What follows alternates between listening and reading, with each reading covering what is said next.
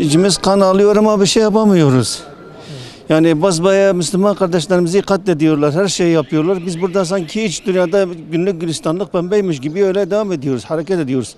Ama ne yapalım, Allah bu Müslümanlara akıl fikir versin, hidayet etsin inşallah. Böyle bir ayağa kalkıp silkelenmeni nasip etsin ama bir tek kişiyle olmuyor yani. Herkes yani böyle buna katılması lazım ama ne yazık ki işte görüyoruz yani. Öyle bir kafir kavim ki yani Hristiyan bile onların yaptığını yapmaz. Yani o Hristiyanda bile o acıma var ama onlarda yok. Onlarda acıma diye bir şey yok. Onlar diyor ki yani elimden gelse bu Filistin'i hepsini böyle kökten kazıyacağım. Hiç kimse kalmasın. Yani hiçbir şey kalmasın. Hiçbir Müslüman dünya üzerinde kalmasın. Bunların derdi o. Ne yapmamız lazım yani? Birbirimize eğer kenetlenip birlik olup bütün dünya Müslüman ülkeleri dahil eğer yani bir ayağa kalkıp silkelenirsek İnşallah her şey olur yani hiçbir kavim ve hiçbir güç bize engel olamaz. Birbirimize birlik olup kuvvetlenirsek daha iyi olur yani. Yani bir mesela derler ya bir elin nesi var, iki elin sesi var. Yani bugün bir elini şöyle sallasan bir şey yok ama bak. Öyle mi? Şimdi şu ağaçtan 5 tane dal kopar, üst üste koy kıramazsın ama bir tanesini kırarsın. Bu bir gerçek yani.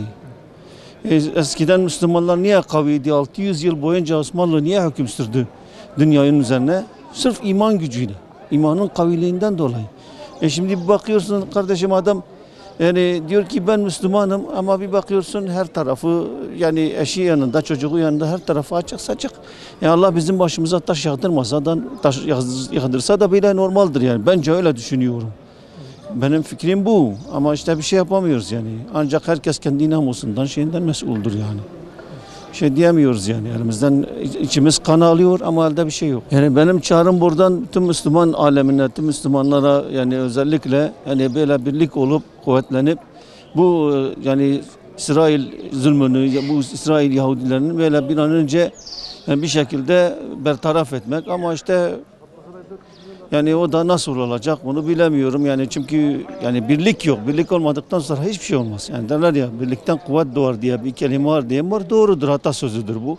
Ama ne yazık ki biz o birlikten kuvvet doğar pek aldırış etmiyoruz. Kudüs ilk kıblemizdir. Mescid-i Aksa.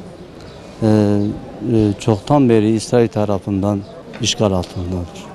Kudüs bizim kırmızı çizgimizdir. İsrail zulmünde Müslümanlar çoğu şehit verdi, şehit edildi. O yüzden Kudüs bizim için her zaman önemlidir.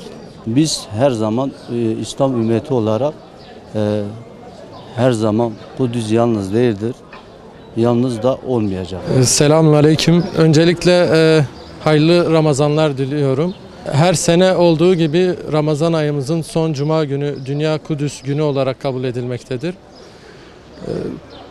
Bugün hala İsrail'in zulmü Filistin'de devam ediyor. Bu korona bile onların bu zulmünü, bu işgalini engelleyemedi. Böyle ne desek yani kelimeler kifayetsiz kalır. Allah'ın laneti onların üzerine olsun. İnşallah Allah-u Teala onların ordularını yerle bir edecektir. Biz Müslümanlar olarak şu an duadan başka elimizden bir şey gelmiyor. Müslüman ülkeleri inşallah ellerinden geleni yani Allah-u Teala kalplerine bir feraset indirirse bu devlet büyüklerinin inşallah ellerinden geleni yapacaklardır. Yani inşallah Filistin'de kurtulur yani işgalde. Müslümanlar olarak biz her zaman dua ediyoruz. İnşallah dua etmeye de devam edeceğiz. Dünya tümü haksızlık yapıyor Kudüs için. İsrail, Amerika, bu virüs bela verdi Amerika, İsrail'e. Bunların yüzünden verdi bu şeyleri tümünü. Verecekti. Bu bitmez ki böyle. Abi kilitlenmemiz lazım biz. Biz kilitlemeye mahkumuz. Yoksa bu Filistin, Saudi, bu tane hepsi gidecek bunlar. Yavaş yavaş götürecekler ama Allah Teala bu şeylerden vazgeçmedi. Belalarını verdi. Bizim de içine kattı. Ondan sonra devam etti. Yani, Allah sonumuzu hayretsin. Ya, dünyayı durduramadı. Ama Kur'an'ın arkasında ne çıkacak? Ne gelecek? Allah'tan başka kimse yok. Ben 4-5 ay önce Trump'ın şeyine yazdım. Dedim Kudüs'e elleme. 3 sefer ona yazdım. Kudüs'e elleme. Elleme, elleme. Sonunda Allah-u Teala belayı verdi.